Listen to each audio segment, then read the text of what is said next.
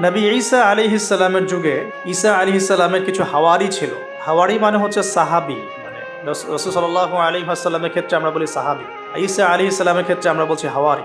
তো ঈসা আলাইহিস সালাম এর যে কাছের হাওয়ারি বা অনুসারী ছিলেন, তাদের মধ্যে দুজনকে তিনি প্রাচীন বলতে বোঝাচ্ছি তৎকালীন সময়কার গ্রিকের একটা ছোট্ট নগরী ছিল। নগরীটার নাম আন্তাকিয়া। নগরীটার নাম হচ্ছে আন্তাকিয়া। এটা কিন্তু এখন সিরিয়ার মধ্যে পড়েছে। আমি কালকে ম্যাপ ঘাটাঘাটি করে দেখেছিলাম, এটা সিরিয়ার মধ্যে পড়েছে আর কি, এখনকার সিরিয়ার মধ্যে। তো এই সিরিয়ার সাথে গ্রিকদের, রোমানদের এবং খ্রিস্টানিজমের একটা সম্পর্ক আছে। এমনকি যখন খালেদ বিন ওয়ালিদ রাদিয়াল্লাহু আনহু তাদের সময় যখন এই যে পারস্য এবং রোম বিজিত হয়েছিল, তখনও কিন্তু এই জায়গাগুলো মুসলিমদের করতলগত হয়েছে। তো এই আন্তাকিয়া শহরের মানুষরা তৎকালীন সময় ছিল মুশরেক। এক কথায় কি ছিল? মুশরেক। আমরা মিলাতে পারি এটাকে আবু জেহেলের যুগের সাথে। আবু জেহেল, আবু লাহাব, উতবা, শাইবার যুগে যেমন একটা সমাজ ছিল শিরকে নিমজ্জিত, মূর্তি পূজা হতো, হ্যাঁ, মাধ্যম পূজা হতো, কবর পূজা হতো, মৃত মানুষের পূজা হতো ইত্যাদি। আবার যেমন আসহাবুল কাহাফের সময় দাকিয়ানুস বাদশার যে যুগটা ছিল, ওইটাও যেমন শিরকের মধ্যে ছিল। আবার ইব্রাহিম আলাইহিস সালামের সময় আজারের যুগটা, নমরুদের যুগটা যেমন ছিল, বা মুসা আলাইহিস সালামের সময় ফেরাউনের যুগটা যেমন ছিল, ঠিক ওই রকমই আন্তাকিয়ার যিনি রাজা ছিলেন ওই সময়কার যুগটা ছিল শিরক বা কুফরে নিমজ্জিত আর কি।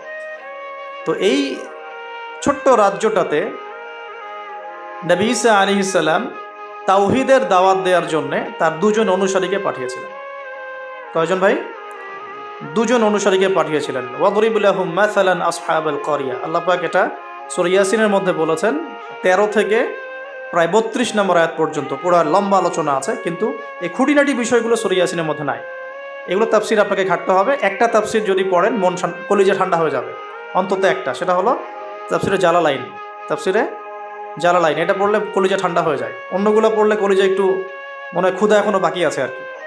জালালাইন পড়লে মনে হয় যে ক্ষুধাটা মিটে গেছে, আলহামদুলিল্লাহ, এতটাই গভীর, আলহামদুলিল্লাহ, মাশাআল্লাহ। আমি এটা প্রিফার করি বেশি যে তাফসিরে জালালাইনটা বাসায় কিনবেন, পড়বেন। এটা মাদ্রাসার জন্য যেমন ভালো, জেনারেলদের জন্য ভালো, আর এটা মোটামুটি বাংলা অনুবাদ হয়ে গেছে এখন, আলহামদুলিল্লাহ। তো এখানে নবী ঈসা আলাইহিস সালাম দুজন হাওয়ারি বা দুজন রাসূল বলছি এই অর্থে, যিনি বার্তাবাহক এই অর্থে বলছি, রাসূল পাঠালেন ওই রাজ্যকে তাওহীদের আন্ডারে নিয়ে আসার জন্য, ওই রাজ্যের মধ্যে তাওহীদের দাওয়াত দেওয়ার জন্য। আমরা এখানে কিন্তু শিক্ষা পাচ্ছি, তার দাওয়াত বা দ্বীনের প্রারম্ভিক বিষয় শুরু হবে তাওহীদ থেকে।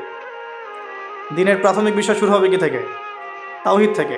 দ্বীনের প্রাথমিক বিষয় খেলাফত থেকে শুরু হচ্ছে না।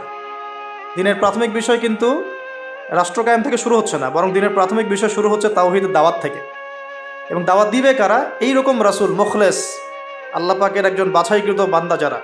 আমরা তো বাছাইকৃত রাসূল নই, তাহলে আমরা রাসূলদের অনুসারী হওয়ার ক্ষেত্রে যেন পরিপূর্ণতা অর্জন করতে পারি, এটা আমাদের টার্গেট থাকবে। মানে আমরা রাসূল হতে পারছি না, আমাদের এটা দরজা বন্ধ, কিন্তু সাহাবীদের মতো হওয়ার চেষ্টা করতে হবে, মানে আমাদের দরজাটা এখানে। তো এখন দাওয়াত দিতে গিয়ে তারা যখন শহরে ঢুকলেন, এখানে শহরের রাজার নাম কি ছিল ইত্যাদি মেনশন করা হয় নাই। কোরআন চুপ আছে, আমরাও চুপ আছি, ঠিক আছে। ঢোকার পথেই, শহরের শুরুতেই একজন ব্যক্তির সাথে দেখা হলো। এই ব্যক্তি একজন কাঠমিস্ত্রি ছিলেন। কি ভাই? কাঠমিস্ত্রি। তো কাঠমিস্ত্রিকে নজ্জার বলা হয়, আরবি দিয়ে কি বলা হয়? নজ্জার। তো তাকে জিজ্ঞাসা করলেন দুজন রাসূল, আপনার নাম কি? সে বলছে, আমার নাম হাবিব বিন ইসরাইল। হাবিব বিন ইসরাইল। তো তিনি জিজ্ঞাসা করছেন, আপনারা এখানে কেন এসেছেন? ওই দুজন রাসূল বলছেন যে আমরা এখানে তাওহীদের দাওয়াত দিতে এসেছি। কোন তাওহীদ? আপনাদের ইলাহকে, আপনাদের রবকে। তখন তিনি ওই রকম করে কথা বলছেন যে যেমনটা ইব্রাহিম আলাইহিস সালাম বলেছেন, আমার রব জীবিতকে মৃত্যু দিতে পারেন, মৃতকে জীবিত করতে পারেন। আমার রব, আমাদের রব আসমান থেকে বৃষ্টি বর্ষণ করেন, সেই বৃষ্টি দিয়ে এই মৃত জমিনকে জীবিত করেন, শস্য ফলান, সেগুলো আমরা খাই। আমাদের রব সূর্যকে পূর্ব দিক থেকে ওঠান, পশ্চিম দিকে ডোবান। এরকম যত বৃত্তান্ত আল্লাহ সম্পর্কে, তাওহীদের যত কথা তাকে শোনানো হলো। তো সে ব্যক্তি একটা প্রশ্ন করে বসলো যে তাহলে কি আমাকে কোনো মোজেজা দেখাতে পারবেন কিনা? আপনি যে একত্ববাদের কথা বলছেন, এক আল্লাহর কথা বলছেন, কোনো মোজেজা দেখাতে পারবেন কিনা? এখন মনে করেন তো দেখি যে ঈসা আলাইহিস সালামের যুগের মোজেজা কি ছিল। এক এক যুগের মুজিজা কিন্তু এক একটা মুজিজা, বোঝেন কিনা? অলৌকিকত্ব যেটা নবীগণের মাধ্যমে প্রকাশ পায়, এটা আল্লাহর ক্ষমতা, এটা নবীদের ক্ষমতা নয়, কিন্তু আল্লাহ পাকের ক্ষমতা, নবীদের মাধ্যমে আল্লাহ প্রকাশ করান। আল্লাহ পাক এই জামানাতেও আল্লাহ পাকের অলিদের মাধ্যমে ক্ষমতা প্রকাশ করাতে পারেন। আল্লাহ পাক এখনো ক্যাপেবল এটার জন্য। তো সেরকম মানুষ হতে হবে আগে, সেরকম মানুষ তো হতে হবে। অনেক আল্লাহর বান্দা আছেন, দেখবেন আপনার জন্য দোয়া করছে, আপনার সমস্যা দূর হয়ে গেছে, হয়নি? এমন হয়। তো আল্লাহ পাক, এটা তার ক্ষমতা না, ক্ষমতা কার? আল্লাহ পাকের। এখন ওই সময়কার মুজিজা ছিল কিন্তু কুষ্ঠ রোগীকে ভালো করে দেয়া, মনে আছে? অন্ধত্ব দূর করে দেয়া, এবং মৃত ব্যক্তিকে জীবিত করেছেন ঈসা আলাইহিস সালাম আল্লাহর হুকুমে, মনে আছে? যে যুগের মুজিজা, মানে যে যুগটা যে বিষয়ে বেশি বৈচিত্র্যময় ছিল, ওই যুগে আল্লাহ পাক ওই মুজিজাই দিয়েছেন। যেমন সুলাইমান আলাইহিস সালামের সময় জিনদের খুব দাপট ছিল, বুঝছেন? তো সুলাইমান আলাইহিস সালামের সময় জিনদের দাপটটা বেশি ছিল। আল্লাহ পাক জিনদের উপর সুলাইমান আলাইহিস সালামকে কন্ট্রোল দিয়ে দিয়েছে। ওই যে বাতাসে তার সিংহাসন ফ্লাই করতে শুরু করলো, তার আংটির মধ্যে আল্লাহ পাক ক্ষমতা দিয়ে দিলেন। জিনদেরকে যে কাজ করতে বলতো সেই কাজ জিনরা করতে বাধ্য হতো, মনে আছে ঘটনা? আচ্ছা, আবার মুসা আলাইহিস সালামের সময় জাদুবিদ্যার চর্চা হতো, জাদুবিদ্যার চর্চা, এই চর্চা কিন্তু এখনও হয়, এখনও জাদুবিদ্যার চর্চা হয়, ব্ল্যাক ম্যাজিকের চর্চা এখনও হয়। এগুলো থেকে বেঁচে থাকাটা খুব বেশি ইম্পর্টেন্ট, কারণ এগুলোতে ইফেক্টেড হয়ে গেলে অনেক সমস্যা হয়ে যায়। আমি শেষের দিকে প্রশ্নোত্তর পর্বে কিছু আয়াত বলে দেবো আপনাদেরকে ইনশাআল্লাহ। এই কোরআনের আয়াতগুলো নিয়মিত পড়বেন ইনশাআল্লাহ। তো ওই সময় আল্লাহ পাক মুসা আলাইহিস সালামকে লাঠি দিয়ে জাদুবিদ্যার বিপরীতে মুজিজা দেখিয়েছে, মানে যখন যেটা তার বিপরীতে সেই মুজিজা, বুঝতে পারছেন? নবী সাল্লাল্লাহু আলাইহি ওয়াসাল্লামের যুগে কবি সাহিত্যের যুগ চলছে, একদম কাব্য সাহিত্য নিয়ে তারা খুব গর্ব করত। আল্লাহ পাক কোরআন নাজিল করলেন, সব সাহিত্য ধসে গেল, এটা কোরআনের মুজিজা। আবার ঈসা আলাইহিস সালামের সময় চিকিৎসা বিজ্ঞানের খুব জয় জয়কার চলছিল আর কি। চিকিৎসা শাস্ত্র নিয়ে মানুষের অনেক বেশি মানে আগ্রহ ছিল, যেটা এটা দিয়ে এটা হয়, এটা দিয়ে এটা হয়। আল্লাহ পাক তখন এমন মর্যাদা দিয়েছেন যে মৃত মানুষকে জীবিত করে দেখিয়ে দিয়েছে। তো এই দুই ব্যক্তিকে ওই নাজ্জার হাবিব বিন ইসরাইল, সে ব্যক্তি বলছে যে আমাদেরকে কোনো মর্যাদা দেখাতে পারো কিনা। এখন সে বলছে ঠিক আছে, মর্যাদা দেখাতে পারবো ইনশাআল্লাহ। আমার এই সন্তান, আমার এই ছেলে দীর্ঘদিন থেকে চোখে অসুখে ভুগছে, এক চোখ নষ্ট হয়ে যাচ্ছে, তুমি শেফা দিতে পারবে কিনা আল্লাহর হুকুমে। আল্লাহ পাকের দরবারে তারা সেজদায় পড়ে গেলেন, আল্লাহর কাছে সাহায্য চাইলেন, তার চোখে হাত বুলালেন, আলহামদুলিল্লাহ চোখ ভালো হয়ে গেল। এগুলো কিন্তু কোনো গাল গল্প নয়। এবার হাবিবে নাজ্জার, তার কিন্তু বিশ্বাস হয়ে গেল, হ্যাঁ এটা তাওহীদের ফসল, এটা তাওহীদের ফসল। এবার তিনি দেনান সাক্ষ্য দিলেন যে আশহাদু আল্লা ইলাহা ইল্লাল্লাহ ওয়া আন্না মুহাম্মাদান, তখন ছিল না, তখন ছিল কি ঈসা আব্দুল রুহুল্লাহ ওয়া আব্দুহু, এরকম একটা কালিমা ছিল তখন, ঠিক আছে? তো তিনি মুসলমান হয়ে যেটা করলেন, ওই জনপদের থেকে নির্জনতা অবলম্বন করা শুরু করলেন। তিনি মুসলমান হয়ে কিন্তু জনপদের ভিতর ঢুকে পড়েন নাই, প্রথমে একটু নির্জনতা অবলম্বন করা শুরু করলেন, কারণ সমাজের সবাই কিন্তু মুশরিক। এখন ওখানে যদি আপনি সরাসরি ঢুকে যান, ঢুকায় আপনি এখন যদি জোরে জোরে তাকবীর দেওয়া শুরু করেন, তাহলে তো রিমান্ড হবে আর কি।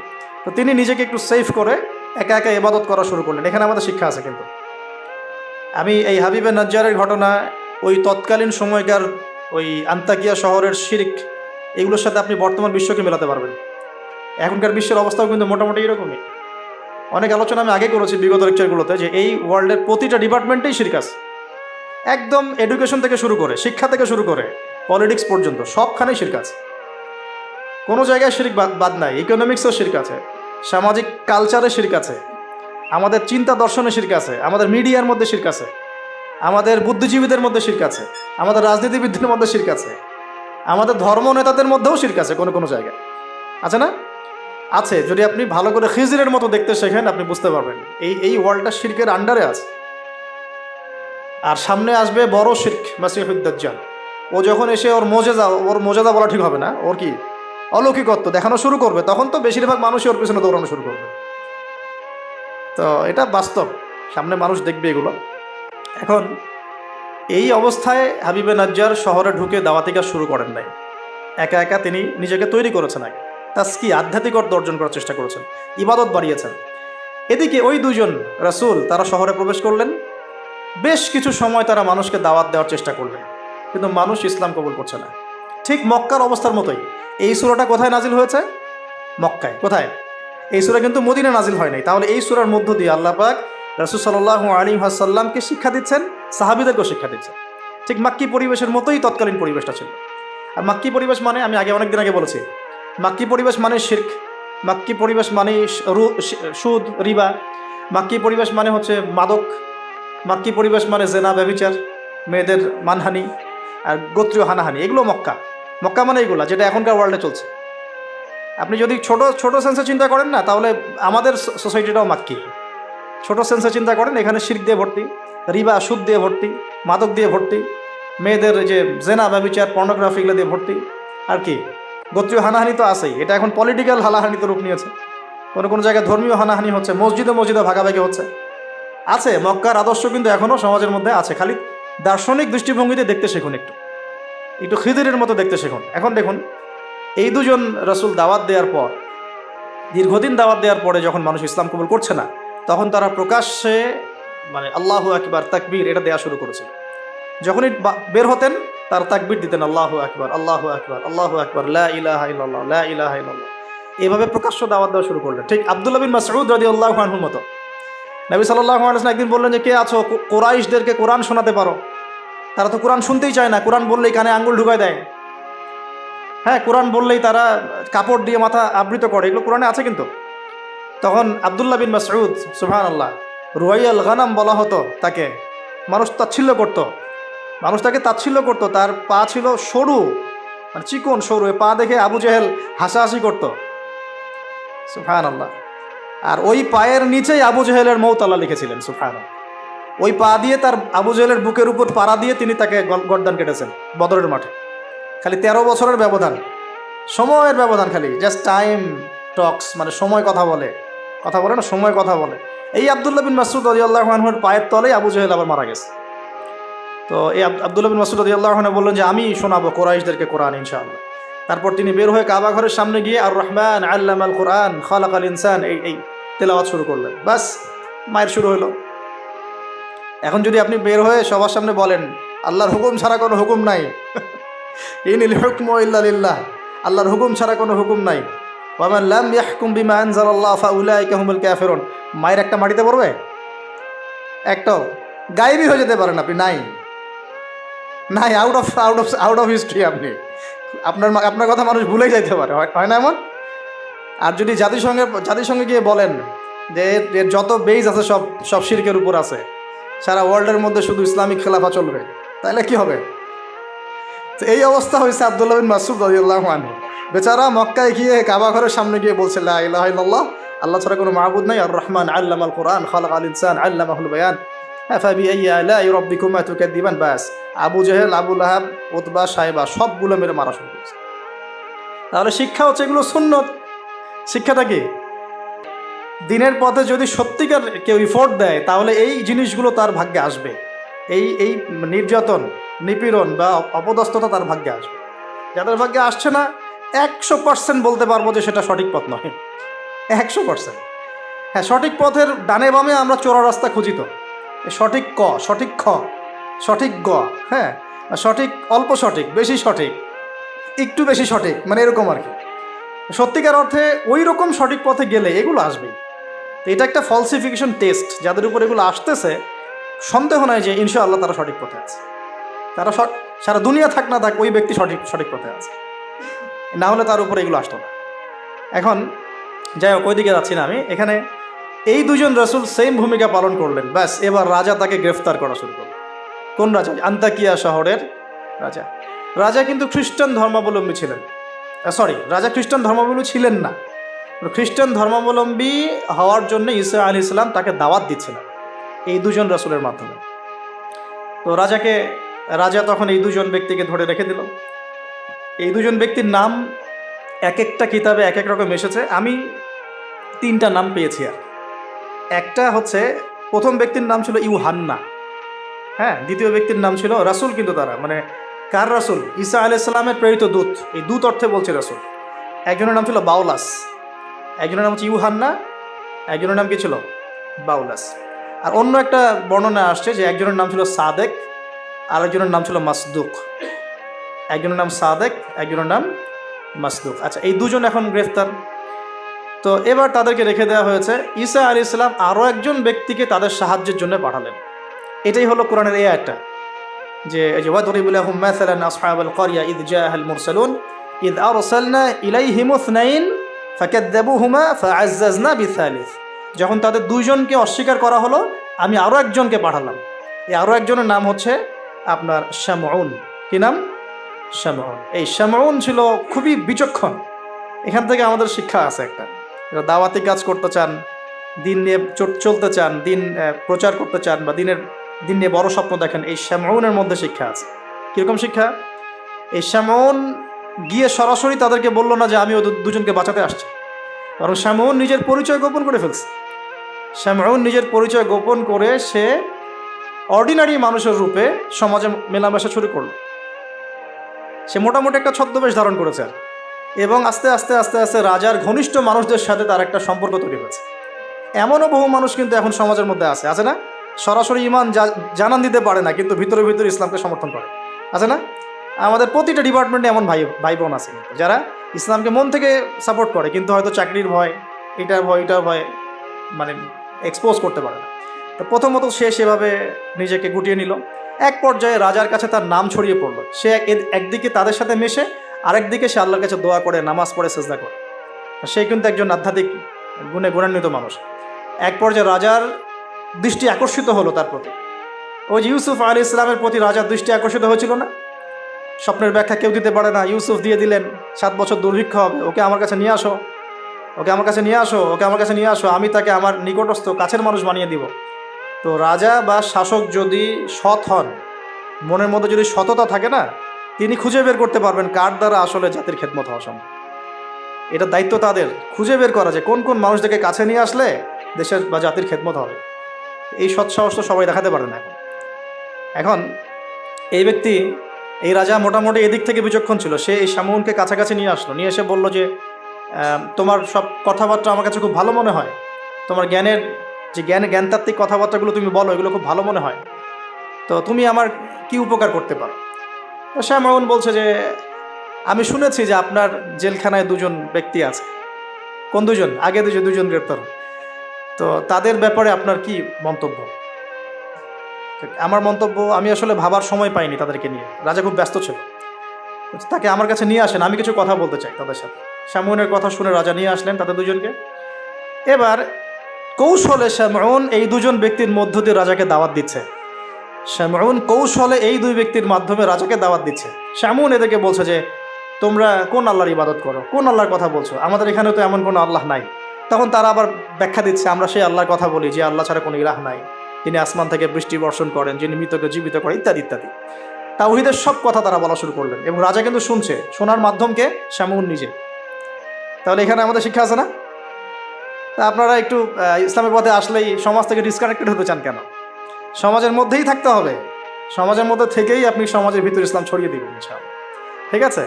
ইনশাআল্লাহ একদিন সমাজ পরিবর্তন হবে। আমরা যদি সমাজ থেকে ডিসকানেক্টেড হয়ে যাই, তাহলে তো সমাজ নষ্ট হয়ে যাবে। দেখুন, অনেক যুবক ছেলে আমাদেরকে বলে, ভাইয়া নামাজ পড়তাম না, এখন নামাজ পড়ি, এখন বিসিএস পরীক্ষা দিব না ভাবছি। কেন দিবেন না? ওর সাথে কী সম্পর্ক, ওর সাথে কী শত্রুতা? আপনি আরও বড় বড় পোস্টে যান, মানুষকে তাওহীদের দাওয়াত দেন, তাওহীদ প্রতিষ্ঠার চেষ্টা করেন। আল্লাহ হেফাজত করুন, আল্লাহ তৌফিক দান করুন। এখন এই শামউনের থ্রু দিয়ে এই 2 ব্যক্তি রাজাকে দাওয়াত দিলেন, মাশাআল্লাহ। এবার রাজা জিজ্ঞাসা করছে যে কোনো মোজেজা আছে না, কোনো অলৌকিকত্ব দেখাতে পারবে?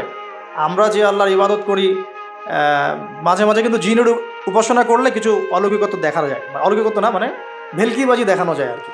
দেখবেন জিনতাত্ত্বিক যারা চর্চা করে, দেখবেন ভেলকি দেখায় মানুষকে। আপনি কোনো কবিরাজের কাছে গিয়েছেন, আপনাকে বলে দিবে যে 2 বছর আগে তুই এটা করছিলি না, এরকম কিন্তু বলে দেবে। আপনাকে ধাক্কা লাগলো যে হ্যাঁ তাই তো, আমার তেমন হয়েছে। আসলে ও যে জিনের উপাসনা করে, ওই জিন আপনার যে কারিন আছে এর সাথে কানেকশন ফিক্স করে। কারণ আপনার জিন ফিউচার জানে না, কিন্তু আপনার জিন তো আপনার হিস্ট্রি জানে। আপনার জিন আপনার হিস্ট্রি জানে। তো তখন আপনার কাছে মনে হলো হ্যাঁ তাই তো, আমি তো অমুক দিন অমুক মেয়ের জন্য দাঁড়াইছিলাম ওইখানে। আচ্ছা ঠিক আছে। এখন সে বলল যে হ্যাঁ আমরা মৌজাদা দেখাবো ইনশাআল্লাহ। কি মৌজাদা? 7 দিন আগে একটা বাচ্চা ওই রাজ দরবারে মারা গেছে। কয়দিন আগে? দাফন হয়নি এখনো, 7 দিন আগে মারা গেছে, লাশ সংস্কার হয়নি, লাশের অবস্থাও ভালো না। এখন এই 2 ব্যক্তি আল্লাহর কাছে দোয়া করলেন, আল্লাহ আজকে যদি তুমি মোজেজা আমাদের হাত দিয়ে আমাদের মাধ্যমে দেখাও, ইনশাআল্লাহ এরা তাওহীদের উপর চলে আসবে। তো আল্লাহ রাব্বুল আলামিন মুআজিজা দেখালেন, ওই 7 দিনের মৃত বাচ্চা জীবিত হয়ে উঠল।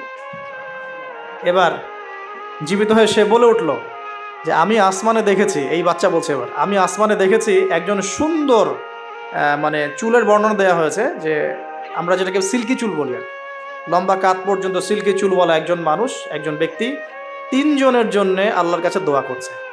কয়জনের জন্যে? তার মানে সে মেবি ঈসা আলাইহিস সালামের দিদার পেয়েছে, মেবি, আল্লাহ ভালো জানেন, এটা বারজাক। এখন রাজা এবার হকচকিয়ে গেল, 3 জনকে কে? আমরা তো 2 জন জানি, 3 জনকে। তখন ওই ব্যক্তি বলছে শামউন একজন, এই ব্যক্তি একজন। তখন শামউন দেখলেন যে রাজার এর উপর বেশ প্রতিক্রিয়া সৃষ্টি হয়েছে কথার উপরে। তখন শামউন আরও বড় চাপ দিল এই 2 জনকে যে না, তোমাদের এটা হয়তো কোনো জাদু হতে পারে।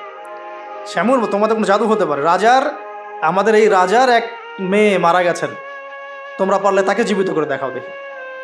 এবার তারা 2 জন আবার সেজদায় পড়ে গেলেন, আল্লাহর কাছে দোয়া করলেন। আল্লাহ রাব্বুল আলামিন ওই রাজার দীর্ঘদিন আগে মৃত্যুবরণকারী একজন মেয়ে, তাকে কবর থেকে জীবিত করে তুলে দিলেন। এই মেয়ে একই কথা বলছে যে আমরা দেখেছি এই 3 জনের জন্য একজন ব্যক্তি আল্লাহর কাছে দোয়া করছে। এবার মাশাআল্লাহ মুআজিজা প্রকাশ পেয়ে গেল। কিন্তু এই মুআজিজা প্রকাশ পাওয়ার পরেও আপনারা তো জানেন যে ফেরাউনের সামনে কতগুলো মুআজিজা দেখানো হয়েছে, 9টা। কয়টা? 9টা, একবারে 9টা না, কিন্তু ব্যাক টু ব্যাক বছর বছর 9টা। তারপরে কি ফেরাউন ঈমান আনছে? আবু জেহেলের সামনে কতগুলো মুআজিজা আসছে, সে কি ঈমান আনছে? আজারের সামনে কি ইব্রাহিম আলাইহিস সালামের মতো মানুষ থাকা সত্ত্বেও সে কি ঈমান আনছে? এরকম বহু মানুষ পৃথিবী থেকে চলে গেছে যাদের সামনে অগণিত মুআজিজা আসার পরেও ঈমান নিয়ে আসে না। আবার অনেক মানুষ এক দোয়ার বরকতে ঈমান নিয়ে চলে আসছে। খালিদ বিন ওয়ালিদের কথা শুনুন। খালিদ বিন ওয়ালিদ রাদিয়াল্লাহু আনহু উহুদে যুদ্ধ করেছেন ইসলামের এগেনস্টে। যখন নবী সাল্লাল্লাহু আলাইহি ওয়াসাল্লাম বিদায় হজের আগে যখন তিনি ওমরা করেছেন, বিদায়ের ওমরা হজটা কাজা করেছেন, ওই সময় তিনি এসে শুধু একটা চিরকুট লিখে দিয়েছিলেন যে যদি খালিদ মুসলমান হতো তাহলে তার জন্য কতই না ভালো হতো। এটাও বলেননি খালিদ আসো ইসলাম কবুল করো, তোমার আগের সব গুনাহ মাফ হয়ে যাবে, এটা এতটুকু বলেন নাই। নবীজি বলেছেন, খালি চিরকুটে লিখে দিয়েছেন যে যদি খালিদ ইসলাম কবুল করতো তাহলে কতই না ভালো হতো। এই একটা কথাই তার মনে এমন দাগ কেটেছে, তিনি নিজে গিয়ে মদিনা ইসলাম কবুল করে আসছেন। আর তারপরে তো জানেন তার হাতে ইসলামের কতগুলো বিজয় হয়েছে, প্রায় 80 থেকে 100টা ব্যাটেল তিনি লড়ছেন ইসলামের জন্য, এবং কোনো ব্যাটেলেই তিনি কিন্তু পরাজিত হন নাই। তাকে বলা হয় সাইফুল্লাহ, আল্লাহর তরবারি। এখানে একটা কথা বলি, এই মানুষকেও শয়তান ওয়াসওয়াসা দিত। এই খালিদ বিন ওয়ালিদ রাদিয়াল্লাহু আনহুকেও এই যে বললাম না, চোখ লাগা, বদনজর, ওয়াসওয়াসা, এই সমস্যা হতো। এই সমস্যাগুলো আমাদেরও হয়, হ্যাঁ, এবং এই অনলাইনের মাধ্যমে এটা বেশি হয়। তখন তিনি এসে নবীজিকে বলছিলেন যে আমাকে একটা দোয়া শিখায় দেন ইয়া রাসূলুল্লাহ। তিনি কিন্তু বীর বিক্রম, একজন সাহসী বীর সাহাবী। নবী সাল্লাল্লাহু আলাইহি ওয়াসাল্লাম তাকে দোয়া শিখিয়ে দিয়েছেন যে আউযু বিকালিমাতিল্লাহি তাম্মা মিন কুল্লি শাইতানি ওয়া হাম্মা ওয়া মিন কুল্লি আইনিন লাম্মা। একটা জায়গা আছে আউযু বিকালিমাতিল্লাহি তাম্মাতি মিন গাদাবিহি ওয়া ইকাবিহি ওয়া শাররি ইবাদিহি ওয়া মিন হামাজাতি শায়াতিন ওয়া আন ইয়াহদুরুন। দেখেন কোথা থেকে কোথায় আসলাম। এখন কোথায় ছিলাম জানি? হ্যাঁ, এই যে মুআজিজা দেখার পরেও তো বহু রাষ্ট্রপ্রধান ইসলাম কবুল করেছে। এখনও তো আপনার সামনে আমার সামনে মুআজিজা পড়ে আছে। কি মুআজিজা? কোরআন। কেউ কোরআন নিয়ে একটা ভুল প্রমাণ করুক, একটা বিধান প্রমাণ করুক যে মানবতা বিরোধী, বা এটা এই যুগে চলে না, ওই যুগে চলতো, এর মধ্যে এক জাররা পরিমাণ ভুল কেউ বের করতে পারে কিনা দেখুক। তারপরেও তো মানুষ কোরআন মেনে চলছে না। ব্যাপারটা এরকম হচ্ছে না? এখন রাজার সামনে অনেকগুলো মুআজিজা দেখানো হয়েছে ঠিকই, কিন্তু রাজা তাদেরকে কবুল করে নাই। ফিনিশিং হলো এটা। এবার এই 3 জনকে শাস্তি দেওয়া হবে। শামউনের আসল রূপ তো প্রকাশ পেয়ে গেছে। এবার শামউনের কি আসল রূপ প্রকাশ পেয়ে গেছে। এবার 3 জনকে শাস্তি দেওয়ার প্ল্যান করা হয়েছে। তখন তারা আল্লাহর কাছে দোয়া করলেন যে আল্লাহ আমাদেরকে এই জালেমের জুলুম থেকে আল্লাহ হেফাজত করুন। তো তাদেরকে আটকে রাখা হয়েছে, পাথর নিক্ষেপ করে হত্যা করা হবে, এটা হচ্ছে রায় ওদের। ওই সময়কার রায়গুলো এমন ছিল, রজম করে হত্যা করা হবে, বা বড় বড় কিছু গাভী ছিল ওদের, সোনার দিয়ে তৈরি বা পিতল দিয়ে তৈরি, এর ভিতরে মানুষকে ঢুকিয়ে নিজ দিয়ে আগুন জ্বালিয়ে দেওয়া হতো। চিন্তা করতে পারেন। তারপরে শুলদণ্ড ছিল, পিছনের রাস্তা দিয়ে লোহা আছে না, পেঁচানো লোহা বাকিয়ে ঢুকিয়ে মাথার মগজ দিয়ে বের করে দেওয়া হতো। এগুলো ছিল শুলদণ্ড। একজন সাহাবী খুবাইব রাদিয়াল্লাহু আনহুকে এইভাবে দণ্ড দিয়ে হত্যা করা হয়েছে, নাউযুবিল্লাহ। সুবহানাল্লাহ, আল্লাহ পাক তাকে জান্নাতের শীর্ষ মর্যাদা দান করুন, দোয়া করি। তো এবং তিনি ওই যে বলেছিলেন ইন্তেকালের আগে, লাস্তু উবালি হিনা উকতালু মুসলিমান আলা আই জামবিন কানা লিল্লাহি মাসরাই, ওনাকে বলা হচ্ছিল যে তোমার জায়গায় মুহাম্মদ সাল্লাল্লাহু আলাইহি সাল্লামের যদি নখ কেটে ফেলি তুমি কি মুক্তি নিবা? তো তখন তিনি বলেছিলেন যে লাস্তু উবালি হিনা উকতালু মুসলিমান, আমি কোনো পরোয়াই করি না যখন আমাকে মুসলমান রূপে শহীদ করা হচ্ছে। আলা আই জামবিন কানা লিল্লাহি মাসরাই, আমাকে যেদিকেই পাশ ফেরানো হোক না কেন সেটা আল্লাহর জন্য। ওয়াযালিকা লিল্লাহি ওয়া ইয়াশা, তিনি এমন একজন ইলাহ যিনি চাইলে ইউবারিকা আলা ফি কুল্লি শিলউইন মুমাজ্জা, তিনি আমার প্রত্যেকটা গোস্তের টুকরায় হাড্ডিতে বরকত দিতে পারেন। তো এই সাহাবীর ইন্তেকালের খবর মদিনায় পৌঁছে যায়। এটা পড়ে নিয়েন, এটা রাজির ঘটনা, রাজির ঘটনার মধ্যে পাবেন। সিরাত অবশ্যই পড়বেন, আর আমার জন্য দোয়া করবেন যে আমি চেষ্টা করছি আগামী বইমেলা আসার আগেই সিরাতের উপর একটা অনবদ্য কিতাব লেখার জন্য। আল্লাহ পাক তৌফিক দান করুন। সমস্ত সিরাতের বইগুলোকে একত্রিত করে, এবং আমার টুকটাক কিছু গবেষণা আছে ভাঙাচুরা, সহজ সাধ্যভাবে যাতে ইয়াং জেনারেশন খুব সহজে বুঝতে পারেন সিরাটাকে, একটা মোটামুটি 500-1000 পৃষ্ঠা একটা বই আসবে ইনশাআল্লাহ আজ্জা ওয়া জাল্লা। আল্লাহ পাক তৌফিক দান করুন। তো অনেকে অনেক টপিকের কথা বলেছিলেন আমাকে যে এটা নিয়ে লিখেন, এটা নিয়ে লিখেন, ভাই এটা নিয়ে লিখেন, ভাই আখিরুজ্জামান নিয়ে লিখেন, ঠিক আছে? তো আমি বললাম যে না, আগে রাসূল সাল্লাল্লাহু আলাইহি ওয়াসাল্লামের বরকত দিয়ে শুরু হবে ইনশাআল্লাহ। আল্লাহ নবীর বরকত যার কপালে নসিব হবে ইনশাআল্লাহ তার ফিউচারটা ভালো হবে। তো আল্লাহ পাক আমাদেরকে সহজ করুন, তৌফিক দান করুন। এখন এখানে এই তিনজনকে আটকে রাখার পর যেটা বলছিলাম, এবার তাদেরকে পাথর নিক্ষেপ করে হত্যা করার কথা বলা হয়েছে, আর তারা এখানে আল্লাহর কাছে দোয়া করছেন। এর ফলশ্রুতিতে ওই রাজ্যের মধ্যে দেন দুর্ভিক্ষ শুরু হয়ে গেল। কী হলো ভাই? একদম দুর্ভিক্ষ। ওয়ার্ল্ড কি আসতেছে দুর্ভিক্ষের দিকে?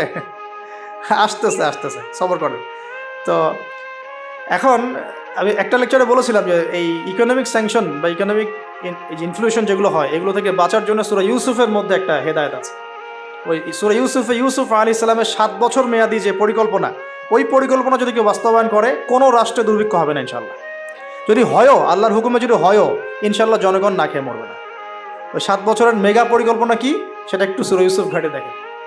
তার মূল জিনিসটাই হচ্ছে অপচয় নষ্ট করা, অপচয়টাকে রোধ করা। অপচয় নষ্ট করা না, মানে অপচয়কে রোধ করা, সমস্ত রকম অনিয়ম বন্ধ করা, এবং ফিউচারের জন্যে খাবার এবং সম্পদগুলো সঞ্চয় করতে থাকা।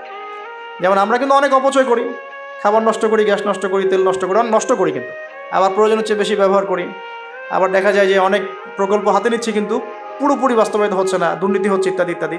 এগুলোকে যদি বন্ধ করা যায়, আপনি ইন ফিউচার একটা জাতির ইকোনমিক বিষয়টা সাস্টেইন করতে পারবেন ইনশাআল্লাহ। তো আমি ইকোনমিক্স নিয়ে অন্য একদিন ইনশাআল্লাহ কোনো একটা সেমিনার করবো ইনশাআল্লাহ তাআলা।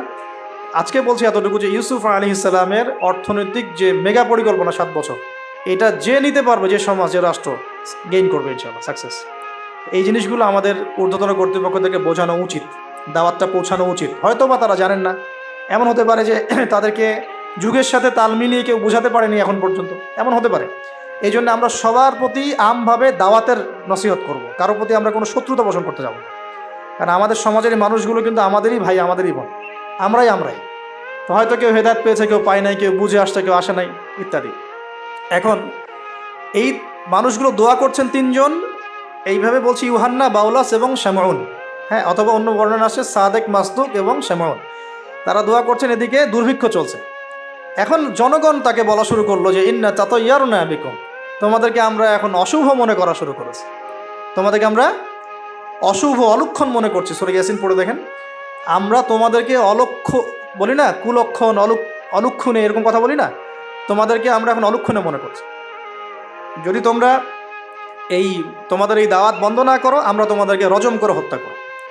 এবার রজমের প্রিপারেশন নেওয়া হচ্ছে। এবার সেই ঘটনা, ওয়াজা মিন আকসাল মাদিনাতি রাজুলুন ইয়াসআ। এবার ওই মদিনা মানে কিন্তু নগর, মদিনা মানে একটা শহর, মদিনা মানে ওই শহরের দূরবর্তী একটা জায়গা থেকে, দূরবর্তী জায়গা মানে কোনটা? ঢোকার এন্ট্রেন্সটা, ওই যে হাবিবে নাজ্জার, মনে আছে? ওয়াজা রাজুলুন, হ্যাঁ, ওয়াজা মিন আকসাল মাদিনাতি রাজুলুন ইয়াসআ, একজন ব্যক্তি দৌড়ে আসলো। ইয়াসআ মানে দৌড়ে আসলো। ইয়াসআ ক্বালা ইয়া কওমি ইত্তাবিউল মুরসালিন, দৌড়ে এসে তখন তার ওই ব্যক্তি কওমকে বলছে, হে আমার কওম, এই রাসূলদের অনুসরণ করো। সুবহানাল্লাহ। কোন ব্যক্তি এটা? তাহলে এখানে আমাদের যারা সাধারণ মুসলিম আছে, আমাদের শিক্ষা আছে নাকি? হাবিবে নাজ্জার কত বড় একটা সাহসিকতার পরিচয় দিল এখানে। দেখেন, সে দৌড়ে এসে যখন শুনতে পারলো যে ওই রাসূলদেরকে হত্যা করার প্রিপারেশন নেওয়া হয়েছে, দৌড়ে এসে কওমকে বলছে, হে আমার পুরো কওম, তোমরা রাসূলকে অনুসরণ করো। ইত্তাবিউ মান লা ইয়াসআলুকুম আজরান ওয়া হুম মুহতাদুন, তোমরা সেই রাসূলদের অনুসরণ করো যারা তোমাদের কাছে কোনো প্রতিদান চাচ্ছে না এবং তারা হেদায়েত প্রাপ্ত আছে। সুবহানাল্লাহ। ওয়া মা লিয়া লা আ'বুদু আল্লাযী ফাতারানি ওয়া ইলাইহি তুরজাউন, তাকে এবার এই হাবিব নাজ্জারকে ধরা হয়েছে, তুইও আর এই গ্রুপে আছিস, তাহলে ওকেও ধরে মানে মারার প্রিপারেশন নেওয়া হয়েছে এবং তার রজমটা আগে করা হয়েছে আর কি। এই তাফসীর বলছে যে এই রজমটা আগে করা হয়েছে, শেষ পর্যন্ত এই রাসূলদেরকে হত্যা করা হয়েছে কিনা এটা আমি স্পষ্ট করে পাইনি, কিন্তু এই হাবিবে নাজ্জারকে যে হত্যা করা হয়েছে এটা স্পষ্ট করে বলেছে, একদম স্পষ্ট করে জালালাইনে আসছে এই জিনিসটা। এখন এই তাকে ধরা হলো, তুই তাদের গ্রুপের মধ্যে একজন। তো সে বলছে ওয়া মা লিয়া লা আ'বুদু আল্লাযী ফাতারানি ওয়া ইলাইহি তুরজাউন, আমি কেন আল্লাহর ইবাদত করব না? তার অ্যান্সারটা এরকম, আমি কেন আল্লাহর ইবাদত করব না যে আল্লাহ আমাকে এভাবে সৃষ্টি করেছেন এবং তার কাছে আমাকে ফিরে যেতে হবে? কোন লজিকে আমি তার ইবাদত করব না? মানে তাওহীদের যত রকম সংজ্ঞা তিনি শেখালেন, বললেন, বুঝালেন, মানুষ বুঝতে চাইল না। এবার তাকে রজম করা হচ্ছে এবং সুবহানাল্লাহ, ওয়া মা লিয়া লা আ'বুদু আল্লাযী ফাতারানি ওয়া ইলাইহি তুরজাউন আ'তাখিযু মিন দুনিহি আলিহা ইন ইউরিদনি আর-রাহমানু বিদুররিন লা তুগনি আন্নী শাফাআতুহুম শাইআ ওয়া লা ইউনকিযুন ইন্নী ইযাল লাফি দালালিম মুবিন। তিনি বলছেন যে আল্লাহ আমাকে সৃষ্টি করেছেন সে আল্লাহর আমি ইবাদত না করে আমি কার ইবাদত করব?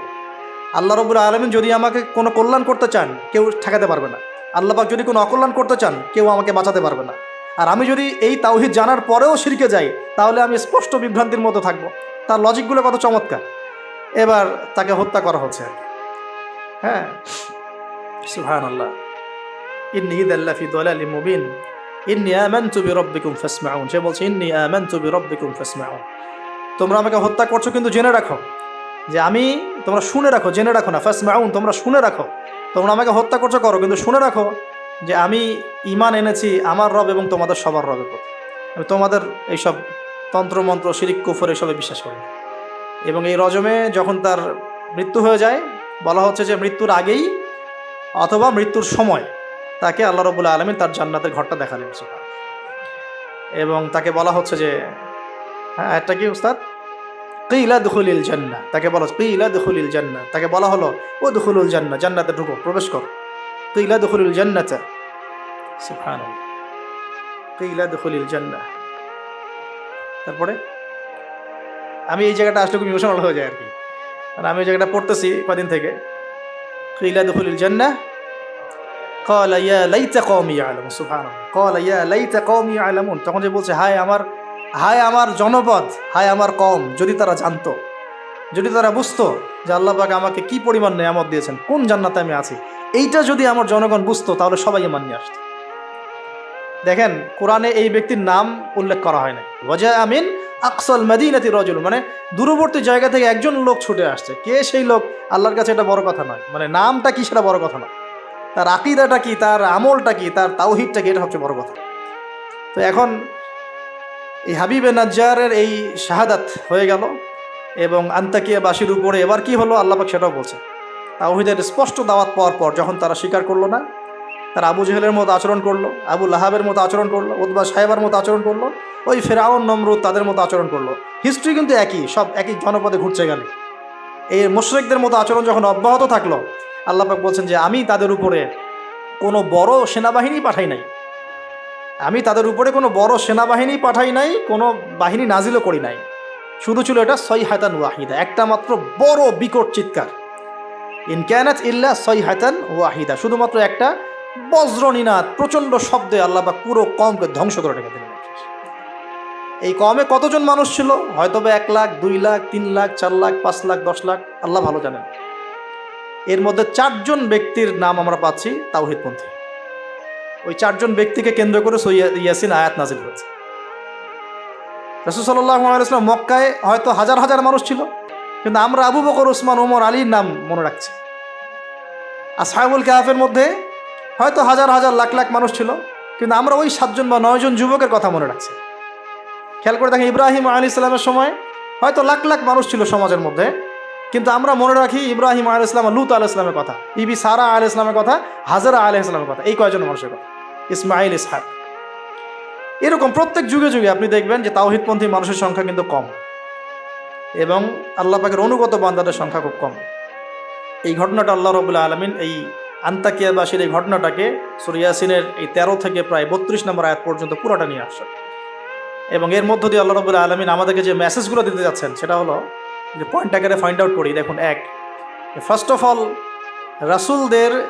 রাসূলদের কাজ যারা করবেন, মানে রাসূলের কাজ মানে কি? দাওয়াতি কাজ, তাবলীগের কাজ, মানুষকে তাওহীদের প্রচার করবেন, দ্বীনের ফিকির করবেন, দিন নিয়ে দিন প্রতিষ্ঠার স্বপ্ন দেখবেন, তাদেরকে সর্বপ্রথম আগে তাওহীদপন্থী হতে হবে। তাওহীদপন্থী মানে এই ভেজাল তাওহীদপন্থী না। এই তাওহীদ না যে আমি তাগুতও মানি আবার ইয়াও মানি, মানে ইসলামও মানি, আমি তাগুতও মানি, আমি কুফরও মানি, আমি সুদও মানি, হ্যাঁ, আমি দলীয় বিভাজনও মানি, আমি কি বলবো যে ব্যক্তি পূজাও করি, আমি শায়েখ পূজাও করি, আমি সবই করি, আবার তাওহীদও আছে। মানে এইরকম গোলালো মার্কা তাওহীদের কোনো কাজ নাই বাংলাদেশে। যদি বাংলাদেশে আমরা ইসলাম নিয়ে বড় স্বপ্ন দেখি, তাহলে আগে তাওহীদের ডেফিনেশন শিখতে হবে। তাওহীদ কাকে বলে? লা ইলাহা ইল্লাল্লাহ মানে আল্লাহ ছাড়া কিছুই নাই। এই কথা স্পষ্ট করে আমাদের বলার মতো সৎসাহস থাকা উচিত এবং বলার মতো যোগ্যতা থাকা উচিত। মানুষকে বোঝানোর ক্ষমতা থাকা উচিত যে লা ইলাহা ইল্লাল্লাহ মানে কি। মানে আমি কালিমা পড়েছি, এদিকে আমি কবরও সেজদা করব? আমি কালিমা পড়েছি লা ইলাহা ইল্লাল্লাহ, এখন আমি কি মানে মৃত মানুষের কাছে পূজা করতে পারি? আমি কি লা ইলাহা ইল্লাল্লাহ বলার পরে আল্লাহ পাক ছাড়া অন্য কারো বিধানের সামনে দাসত্ব করতে পারি? এই জিনিসগুলো আমাদের স্পষ্ট করে বোঝা উচিত আগে।